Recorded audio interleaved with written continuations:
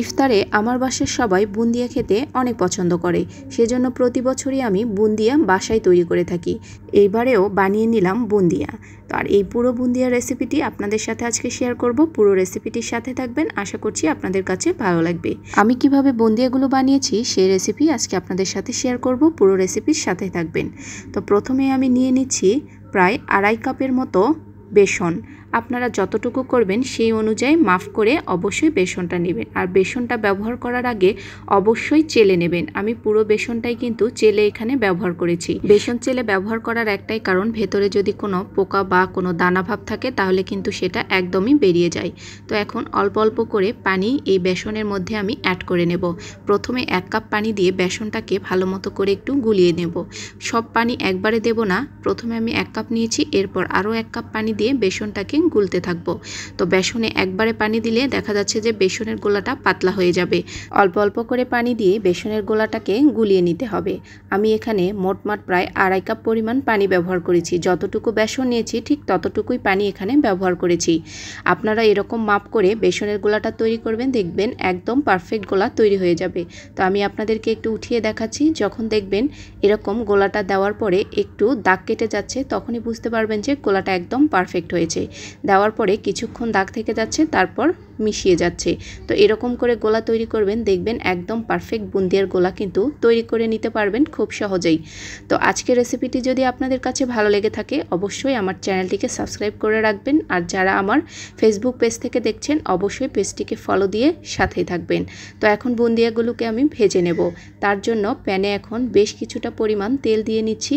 তো বুন্দিয়া ভাজার জন্য তেলের পরিমাণটা একটু বেশি করে নিতে হবে। এখন তেল গরম হয়েছে কিনা এখানে কয়েক ফোঁটা বুন্দিয়ার গোলা দিয়ে নিচ্ছি। যখন দেখবেন যে তেল থেকে একদম বুন্দিয়াগুলো উঠে আসছে তখনই বুঝতে পারবেন যে তেলগুলো একদম পারফেক্ট গরম হয়ে গেছে।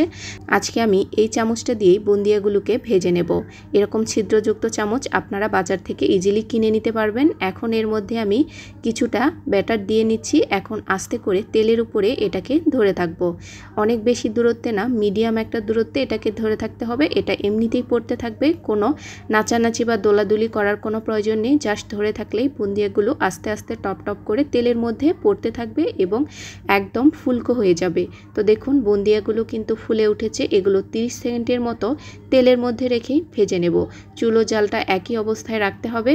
তো 30 সেকেন্ড পরেই বুন্দিয়াগুলো ভাজা হয়ে গেছে। এখন এগুলোকে তেল ঝরিয়ে উঠিয়ে নেব। আর এই বুন্দিয়াগুলো একদমই মুচমুচে হয় আর বেশ কিছুদিন রেখে সংরক্ষণ করে খাওয়া যায়। তো আমি এরকম করে প্রতি বছরই বুন্দিয়া ভেজে রেখে দেই পুরো রমজানের জন্য, যাতে পরবর্তীতে আর কষ্ট করতে না হয় বা বাইরে থেকেও অস্বাস্থ্যকর এই বুন্দিয়া কিনে আনতে না হয়। সেজন্য আমি বেশ কিছুটা বানিয়ে রেখে দিই। এরকম করেই সবগুলো বুন্দিয়াকে আমি ভেজে নেব। দেখে বুঝতে পেরেছেন কতটা সহজ এবং কতটা ইজি। এরকম করে স্বাস্থ্যকর এই বুন্দিয়া কিন্তু বাসায় আপনারাও তৈরি করে নিতে পারবেন। তো এরকম করেই সবগুলো বুন্দিয়াকে আমি ভেজে নিয়েছি। দেখতে কত সুন্দর লাগছে না? সবগুলো কিন্তু গোল গোল হয়েছে, দু একটা এবড়ো থেবড়ো হয়েছে। তো অনেকগুলো বুন্দিয়া ভাজার কারণে এরকম কিন্তু দু একটা সমস্যা থাকতেই পারে। তো এখন বুন্দিয়াগুলোকে আমি একটা এয়ারটাইট বক্সের মধ্যে ঢেলে নিচ্ছি। এরকম করে ঢেলে পুরো বক্সটা নর্মাল ফ্রিজে রেখে দেবেন। যখন প্রয়োজন হবে জাস্ট বের করে অল্প করে ভিজিয়ে নিলেই কিন্তু একদম পারফেক্ট বুন্দিয়া রেডি হয়ে যাবে।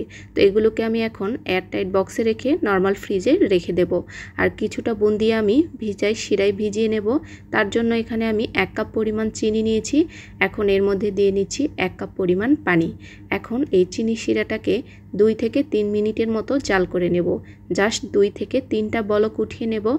তো চিনি শিরাটা কিন্তু বলক উঠে গেছে। চুলো জালটা এখন একদম লোতে করে দেব। এরপর এর মধ্যে আমি 2 কাপ পরিমাণ বুন্দিয়া মেপে দিয়ে নিচ্ছি। 1 কাপ পরিমাণ শিরার জন্য এখানে 2 কাপ বুন্দিয়া আমি এখানে ব্যবহার করেছি। আপনারা যদি মিষ্টির পরিমাণটা আরও একটু বেশি চান তাহলে কিন্তু আরও একটু চিনি বাড়িয়ে নিতে পারেন। তো আমার কাছে এটাই পারফেক্ট মনে হয়েছে, সেজন্য আমি এই পরিমাণ চিনি ব্যবহার করেছি।